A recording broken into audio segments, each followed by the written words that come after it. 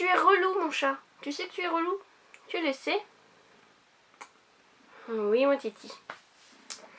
Salut tout le monde, j'espère que vous allez bien. Ça y est, je suis de retour après presque 2 mois d'absence, je crois.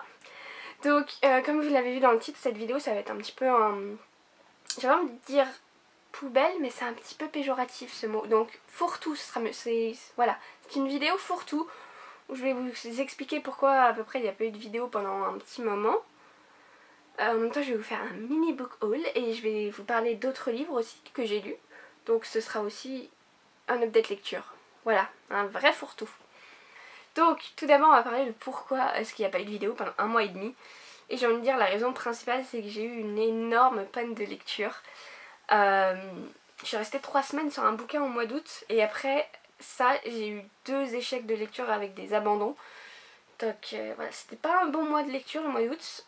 Donc pourquoi je suis restée 3 semaines sur un bouquin? Bah déjà parce que je ne lisais quasiment pas. D'habitude je lis beaucoup, enfin beaucoup non, je lis quand même un peu dans les transports en allant travailler. Sauf que là je prenais ma voiture et que c'était gratuit pour se garer. Et le soir aussi, ça dépend des soirs, des fois je lis, des fois je lis pas du tout. Et là en fait, comme j'ai eu un petit peu comment dire, un regain de passion pour la photo, je vivais photo, je dormais photo, je mangeais photo. Donc voilà, soit en fait, soit j'étais sur Lightroom ou Photoshop à bidouiller, ou soit je regardais des vidéos YouTube de photos quoi. Donc bah, je lisais pas. Ensuite, comme je vous l'ai dit, j'ai eu donc je suis restée 3 semaines sur un livre. Donc je suis restée 3 semaines sur La Faucheuse de Neil Shusterman, qui fait un petit peu moins de 500 pages. Alors, je peux pas dire que je ne l'ai pas aimé, mais voilà,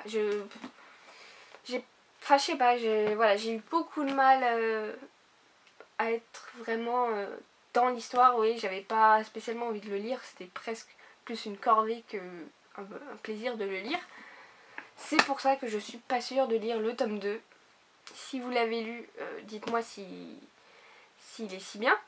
Enfin, s'il est bien quoi, s'il est mieux que celui-là par exemple. Donc voilà, je suis restée à peu près 3 semaines dessus. Ensuite, j'ai enchaîné donc avec un qui est là dans ma pile de livres que je dois vendre, qui est Lune d'ivoire de Julie Esbeau, je crois. Donc qui est une histoire d'amour qui se passe pendant la préhistoire. Donc en français, je crois que le livre n'est pas vendu en tant que tel, mais j'ai vu des anglophones qui en parlaient, donc c'est censé être une réécriture de Orgueil et préjugés, mais à la préhistoire. Ça je l'ai su qu'après avoir commencé le livre, sachant que j'ai jamais lu Orgueil et préjugés.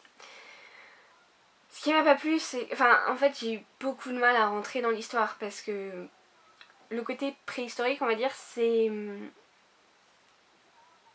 voyez, moi j'ai ma saga préférée, donc qui est Les Enfants de la Terre de Gina Hall, qui est une saga préhistorique où il y a aussi une histoire d'amour. C'est ma base, on va dire, c'était ma référence, et j'ai mis la barre tellement haut pour Lune d'ivoire que bah ça s'est écroulé quoi. Dès que j'ai commencé à lire, j'ai pas du tout aimé, parce que aussi j'ai une vision de la préhistoire moi qui est basée du coup sur les livres de Gina Hall, même si c'est... Enfin, elle a fait énormément de recherches pour écrire ses livres, donc il y a du vrai, même si c'est des recherches qui datent d'il y a 30, presque 40 ans. C'est quand même basé sur quelque chose de vrai, mais elle a dû quand même créer un petit peu un univers, enfin créer quelque chose, parce que à partir juste des éléments qu'on a, on ne peut pas savoir exactement comment ils vivaient à cette époque-là. Bref, par exemple, elle a créé tout ce qui est au niveau de la mythologie, enfin de leurs croyances et tout. Et là, c'était totalement différent dans Lune d'ivoire, et ça m'a perturbée parce que ce n'est pas ma vision de la préhistoire, même si ma vision de la préhistoire est sûrement erronée vu qu'elle est basée sur de la fiction. Mais bon, bref, déjà ça a été mon premier stop. Et ensuite, je sais pas, je suis pas rentrée dans l'histoire en tant que telle, je saurais même pas vous dire exactement pourquoi, mais je sais pas, j'ai pas accroché au personnage, j'ai pas accroché à ce qui se passait. Voilà, du coup, je l'ai abandonné. Et ensuite, je sais même plus. C'est chaud, je me souviens plus, je sais que j'ai eu un autre abandon. Et ça a pas fait. Enfin, du coup, voilà, je savais plus quoi lire, quoi. Du coup, Là je me suis acheté un livre, donc c'était début septembre, donc au mois de septembre je me suis acheté 4 livres, voilà, j'allais dire c'est tout. C'est déjà quand même beaucoup, hein. Bon il y en a 2 d'occasion. Pourquoi aussi peu de livres? Parce que, et c'est pour ça aussi que par la suite il risque d'y avoir beaucoup moins de book haul, puisque on va dire que j'ai une deadline, enfin je sais pas si c'est le bon mot, mais en fait voilà, d'ici mars-avril max, il faut que j'ai déménagé. Alors je vais dire un truc tout de suite parce que on pourrait penser que c'est ça, mais non, je ne suis pas enceinte. Hein. C'est parce que c'est le côté deadline un petit peu qui fait... il faut que je sois partie avant d'accoucher. Non, c'est pas le cas. Pas du tout, mais c'est juste, c'est pour d'autres raisons que je dois être partie d'ici avril maximum environ. Et donc du coup il faut que je mette un max d'argent de côté pour pouvoir prendre mon appart avec mon chéri. Ce qui veut dire beaucoup moins d'achat de livres et beaucoup moins d'achat d'autres choses aussi. Du coup, je me suis acheté, après avoir vu une vidéo des livres d'Ali, Je me situe de Mathieu Menego, je ne sais pas, bref, qui est un tout petit livre et je sais pas si c'est le fait qu'il soit petit, que je l'ai lu en 24 heures, enfin pas 24 heures d'affilée mais 24 heures, mais ça m'a reboosté on va dire. Donc je vais vous en parler vite fait, je vais vous faire un très rapide résumé, parce que vu qu'il est tout petit, je peux pas, après je vous raconte toute l'histoire sinon. Donc on va suivre l'histoire de Claire, donc, qui est à un dîner avec son mari, je crois que c'est un collègue à lui, et donc elle se fait chier, elle veut rentrer, et du coup elle prend un Vélib, et là il va se passer quelque chose, et voilà, en gros après dans l'histoire elle va enchaîner être victime puis criminelle, mais je ne vous dis pas de quoi. Et j'ai vraiment adoré, je l'ai lu très vite, et donc c'est un thriller, hein, je crois, oui.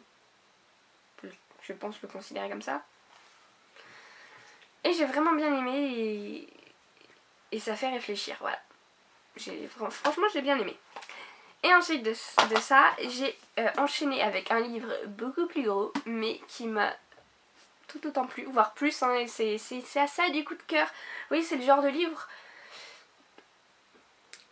tu te dis pendant quasiment tout le livre, putain, ça va être un coup de cœur, ça va être un coup de cœur, et puis à la fin tu te dis, oh putain, il y a eu un petit détail là qui fait que c'est pas un coup de cœur, ça fait chier. Et ça a été le cas avec ce livre, mais j'ai quand même adoré. Donc c'est Avec tes yeux de Sir Cédric. Et voilà, donc ce livre j'en avais entendu parler dans une vidéo et ça fait un petit moment qu'il est dans ma palle et là je sais pas, j'ai eu envie de le lire. Je sais pas, ça m'a pris comme ça. Alors je vais pas trop vous faire un résumé, enfin bref, en gros c'est l'histoire d'un gars qui a des insomnies, qui va voir un hypnothérapeute pour régler ses problèmes d'insomnie, sauf qu'après ça il commence à avoir des visions, et il a surtout des visions en fait d'être à la place d'un mec qui torture et tue des femmes, voilà. Donc voilà le petit résumé. Et en fait, un des trucs déjà qui m'a beaucoup plu, alors ça c'est un petit côté, mon chauvinisme, c'est que ça se passe dans mon département, donc là où j'habite, dans les Yvelines. Le personnage principal vit à Versailles, là où je travaille, donc voilà, à un moment il prend une route, c'est la route que je prenais quand j'allais au travail en voiture, j'étais contente. Et aussi il y a une scène dans les jardins du château à l'ouverture. Au mois d'août justement je suis allée dans les jardins du château à l'ouverture pour faire des photos. Maintenant je sais pas si j'y retournerai parce que fait un peu flipper cette scène. Même bon, même si c'est de la fiction. Donc voilà, une partie se passe à Versailles, une autre partie dans la forêt de Rambouillet en gros, et une autre partie dans une ville qui s'appelle Montigny, dans le livre. Sachant que Montigny tout court ça n'existe pas dans les Yvelines, il y a Montigny le Bretonneux. Mais vu qu'il y a une partie des... comment dire, une partie des lieux qui sont des lieux fictifs, je me dis que Montigny c'est peut-être inspiré de Montigny le Bretonneux, mais pour pas que ça soit non plus ça. Enfin je pense, je ne sais pas, bref. En tout cas j'ai adoré, et c'est pour ça que je me suis acheté là, sur Press Minister, enfin sur Rakuten maintenant, du Feu de l'Enfer, donc toujours de Sir Cédric. Et je sais pas, donc il y a un personnage, c'est une thanopraticienne. Et et un mec qui est délinquant, qui sont frères et sœurs. Et je sais pas, après il y a une histoire de secte, bref. De toute façon j'en ai mis beaucoup de ces livres dans ma wishlist Amazon. Parce que j'ai vraiment bien accroché au style de l'auteur et puis à ce qu'il fait en fait. C'est un mélange un petit peu de... pas de policier, mais un petit peu de trucs qui relèvent un petit peu du fantastique. Voilà. Donc ça, j'ai très hâte de le lire. Avant de continuer le book haul, je voulais parler d'un truc que j'ai oublié de mentionner dans le fait de pourquoi j'ai pas fait de vidéo aussi pendant un moment. C'est que tout simplement... honnêtement il y a 2 semaines je me serais jamais dit que j'allais faire cette vidéo aujourd'hui puisque j'avais tout simplement envie d'arrêter tout court parce que déjà je sais pas, je filmais pas et bon ça me faisait pas gagner tant de temps que ça de pas filmer, de pas monter, mais voilà, j'avais pas l'envie de filmer, je me disais oh ça y est j'ai peut-être atteint l'âge, bon il n'y a pas d'âge pour arrêter de filmer mais dans ma tête c'était un peu j'ai atteint l'âge où je me dis fuck hein, tant pis, j'ai d'autres choses à faire dans ma vie alors qu'au final ça me plaît quand même, hein, des fois. Enfin, en fait, ce qui m'embêtait, c'était de me dire il faut que je fasse une vidéo tous les samedis, ce que je faisais même plus hein, sur la fin. Mais là, voilà, je vais essayer de faire les choses un petit peu plus cool, hein, surtout si je fais moins d'update lecture, voire quasiment pas, moins de book haul. Il y aura moins de vidéos, c'est sûr. J'ai envie de continuer chaque mois de faire les vidéos sorties livresques, parce que ça, c'est quelque chose que j'aime bien faire, même si c'est, on va dire, le plus chiant à monter. Mais voilà, je sais pas, je pense que je vais essayer de faire d'autres choses aussi que juste parler de livres, puisque à la base quand j'ai créé cette chaîne, je voulais pas que ça reste bloqué dans une catégorie en fait, et au final ça a été le cas. Mais voilà, donc je sais pas, je verrai, je me laisse un petit peu porter, on verra où est-ce que ça va. Et aussi, pour rester sur YouTube, ce qui m'a embêté aussi, qui m'a fait pas mal réfléchir, c'est le fait que la manière dont je consommais les livres à cause de ma chaîne, j'ai eu un stop en fait. C'est pour ça aussi que je pense que j'ai eu cette panne de lecture. C'est que, vous voyez, en fait, je prenais pas mon temps pour lire les livres, j'essayais d'en lire le plus possible pour après vous en présenter le plus possible, en acheter le plus possible. C'est pas une consommation saine en fait. Et du coup, et bah tant pis si je reste 1 semaine, 2 semaines, 3 semaines sans un livre. Bon, voilà. Là vous voyez actuellement je lis Covenant, le tome 2 de Jennifer R. Armentrout, je l'ai presque terminé.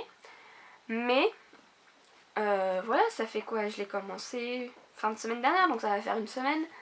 Bah, c'est pas grave, je prends mon temps pour le lire, je déguste un petit peu. Parce que des fois, j'ai l'impression de ne pas me souvenir de livres que j'ai lus il y a quelques mois, parce que ce mois-ci j'en avais lu 10. Donc forcément, au bout d'un moment, enfin... de la boulimie livresque, c'est pas... ça reste de la boulimie quoi, c'est pas une bonne chose. Voilà. Donc sur ce, je vais continuer le book haul. Hein. Il en reste que 2, mais bon, c'est pas grave. Donc tout d'abord, je me suis pris Et mes yeux se sont fermés de Patrick Bard ou Bard, je ne sais pas, aux éditions PKJ.